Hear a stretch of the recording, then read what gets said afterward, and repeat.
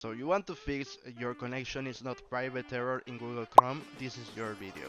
When you see your connection is not private message, it means that Chrome is trying to protect you from accessing a site that might be unsafe. This error can occur due to several reasons, such as an expired SSL certificate, incorrect date, and time settings on your device.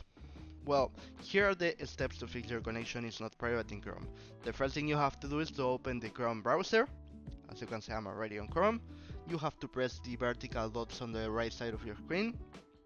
Then you have to go to settings. So when you're here, you have to find privacy and security. Once you are here, you have to find security again. As you can see, it's the last option at least.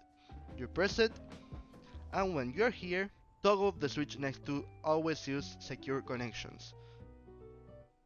So as you can see, you press it. So that's how you fix or bypass your connection is not private in Google Chrome.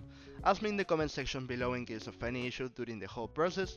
Subscribe, like, and press the bell and the subscription button to not lose any video that I will be releasing about some errors on Google Chrome or anything. Goodbye and easy way.